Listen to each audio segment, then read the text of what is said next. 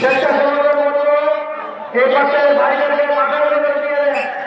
স্বেচ্ছাসেবকরা কাজ করো, আমাদের এ সমস্ত ভাইদেরকে মাঠের ভিতরে আসতে বলো।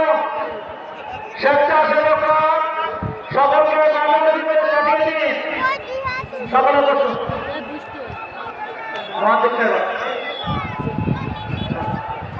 সরকার এই সমস্ত বন্ধুগণ এখন বক্তব্য রাখবেন বাংলাদেশ জামাত ইসলামী সাবেক কেন্দ্রীয় কর্ম পরিষদ সদস্য, খুলনা আসনের সাবেক এমপি, রাজনীতির সন্তান, আমাদের শ্রদ্ধেয় নেতা অধ্যক্ষ শাহ মোহাম্মদ রফিকুল কুদ্দু বক্তব্য রাখবেন। অধ্যক্ষ শাহ মোহাম্মদ রফিকুল কুদ্দু।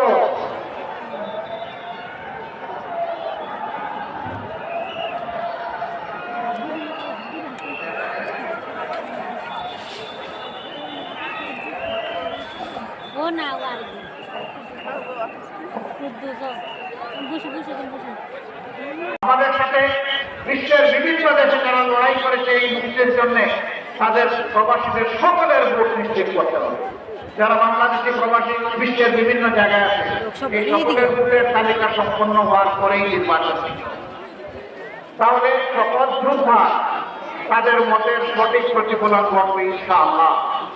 আমরা আরো বলেছি এই নির্বাচন হতে হবে আনুপাতিক হারে। যে দল যত পার্সেন্ট ভোট পাবে সংসদে সেই দল তত পার্সেন্ট প্রতিনিধিত্ব করবে। এতে করে 1% ভোট যদি কোনো দল পায় সেই দলের যোগ্য লোক থাকলে তারাও সংসদে প্রতিনিধিত্ব করবে ইনশাআল্লাহ।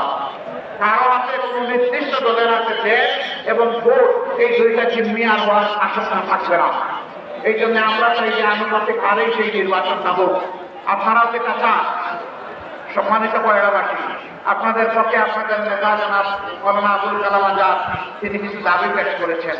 আমরা আপনাদেরকে কথা দিচ্ছি, আল্লাহ রাব্বুল আলামিন যদি আমাদের হাতে এই দেশের সেবা করার দায়িত্ব তুলে দেন তাহলে ইনশাআল্লাহ দাবি আমাদের কাছে করতে হবে না। সরকারের দায়িত্ব হবে খুঁজে বের করা কোন এলাকা কত বেশি পিছিয়ে নয় এবং অনুন্নত, কোন এলাকার সমস্যা কত বেশি, অগ্রাধিকারের ভিত্তিতে সেই সমস্যার সমাধান করা হবে সরকারের দায়িত্ব। আমি কথা দিয়ে যাচ্ছি, আল্লাহ তাআলা যদি আমাকে বাঁচিয়ে রাখেন এবং আমাদের মাধ্যমে যদি আল্লাহ সেবা করার এই দেশবাসী তৌফিক দেন, ইনশাআল্লাহ এই দাবি নতুন করে আপনাদের তুলতে হবে না, এর সমাধান হবে ইনশাআল্লাহ। আর যদি অন্য কোনো দলকে আল্লাহ তাআলা দেশ পরিচালনার সুযোগ দেন, তাহলে আপনাদের সাথে আমরাও হাত উঁচু করে একসাথে দাবি আদায়ের জন্য লড়াই করবো ইনশাআল্লাহ। বর্তমান সরকার কতটুকু পারবে জানি না, তাদের সময় মেয়াদ খুব বেশি না, স্বল্প সময়। তাদের কাছে আমাদের দাবি থাকবে অন্তত পক্ষে এই বেশিরভাগ মুক্ত হয়ে স্থায়ী যুক্ত হয়ে আছে এই এলাকাবাসী, তাতে অন্তত হাত আপনারা দেন। এর থেকে একটা পরিকল্পনা নিয়ে পাস করে আপনারা হাত দিলে পরবর্তী সরকার সেইটা ইনশাআল্লাহ সমাপ্ত করবে, পূর্ণাঙ্গ করবে। আর যদি আপনাদের চাইতে পারেন ভালো, আমরা আপনাদেরকে মুবারক জানাবো। না পারেন আপনারা শুরু করে যান। সম্মানিত ভাই ও বোনেরা, আপনারা কষ্ট করে এসেছেন আমাদের কথাগুলো শোনার জন্য।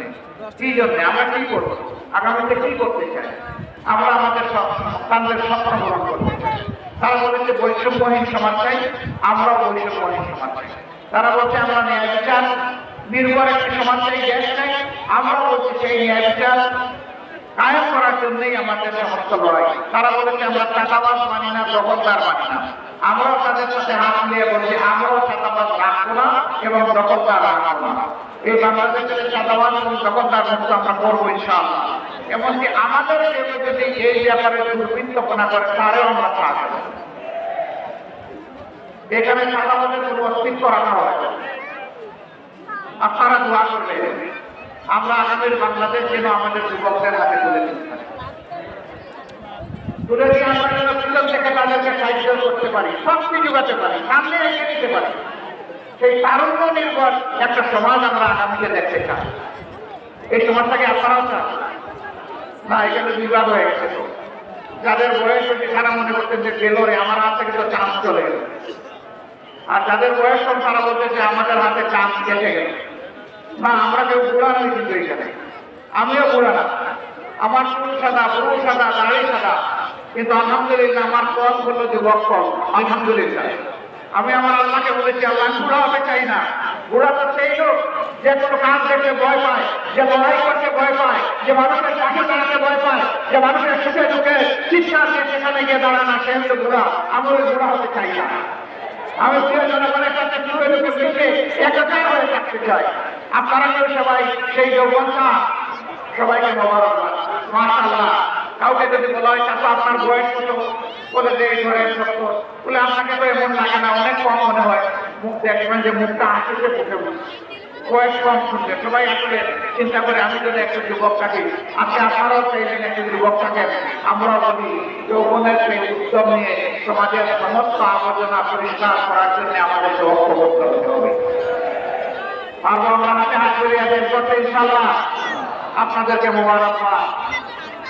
আমাদের মা বোনেরা এখানে আছেন, আমি দেখতে পাচ্ছি তারা কষ্ট করে দাঁড়িয়ে আছে, ভালো একটা বসার সুবিধা দেওয়া যায়। আমরা দুঃখিত, আগামীতে আমরা চেষ্টা করবো ইনশাআল্লাহ।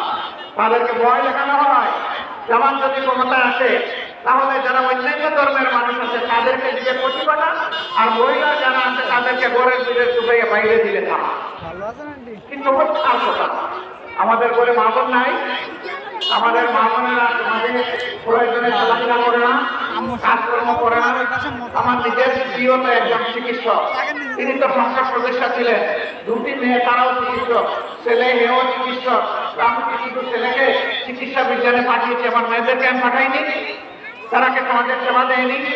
আমাদের সকলের ঘরে করলে এরকমই আপনারা পাবেন ইনশাআল্লাহ। এটা আমাদের বিরুদ্ধে মিথ্যা অভিযোগ। বরঞ্চ আমরা আমাদের মা বোনদেরকে নিশ্চয়তা দিচ্ছি দুটি জিনিসের, সেই সমাজে উন্নয়নে আপনারা অবদান রাখবেন। দুইটি পাঁচটি জিনিস আপনাদেরকে নিশ্চিত করা হবে, একটি আপনাদের নিরাপত্তা, আরেকটি আপনাদের মর্যাদা ইনশাআল্লাহ তাআলা রাখবেন। আপনারা মায়ের উপর গ্রহণ করবেন ইনশাআল্লাহ। আর যারা অন্যান্য ধর্মাবলম্বী ভাই আছেন, আমরা চিৎকার দিয়ে বলেছি আমরা দেশে কোনো মেজরিটি মাইনরিটি মানি না, সংখ্যালঘু মানি না। আল্লাহ তাআলা এই দেশে আমাদেরকে পয়দা করেছেন মর্যাদার ভিত্তিতে আমরা সকলেই সমান, আমরা নাগরিক অধিকারের ভিত্তিতে সকলেই সমান। একদম দুষ্ট জাতিকে টুকরা টুকরা ভাগ করার জন্য, হিংসা বিদ্বেষ লাগিয়ে রাখার জন্য এই ধরনের অপপ্রচার করে ফায়দা নিতেছে, সেই ফায়দা বাংলাদেশের মানুষ তাদেরকে আর দিতে দেবে না ইনশাআল্লাহ। আমরা সবাই মিলেমিশে একাকার ঐক্যবদ্ধ আমাদের হাতগুলো এই যে আপনারা দেখতে পাচ্ছেন, এই যে আমার পাশে গতরূপ তিনি দাঁড়িয়ে আছেন, তিনি আমাকে বললেন যে আপনি আমাকে কমপক্ষে এইখানে জামাতের আমির ঘোষণা দেবেন। আমি তাকে আপনাদের সামনে উপস্থাপন করলাম। আমি কিছু বলি নাই, তিনি স্বেচ্ছায় সজ্ঞানে এবং খুশির সাথে আমার কাছে এই দাবি জানিয়েছেন।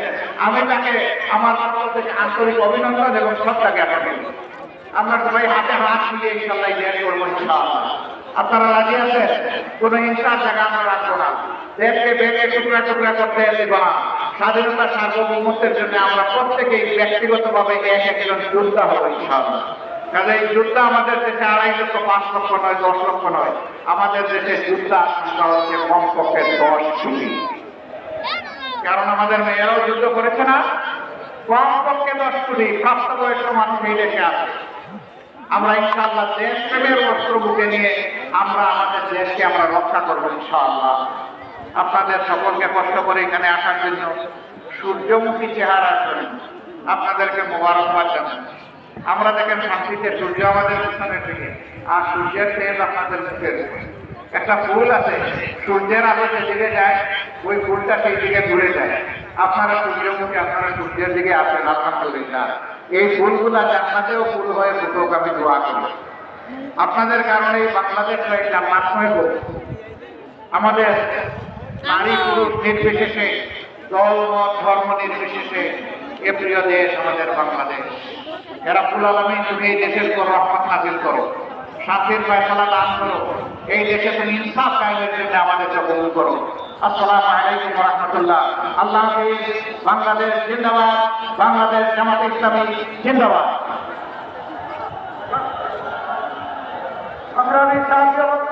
মাওলানা মিজানুর রহমান। আলহামদুলিল্লাহ আজকের এই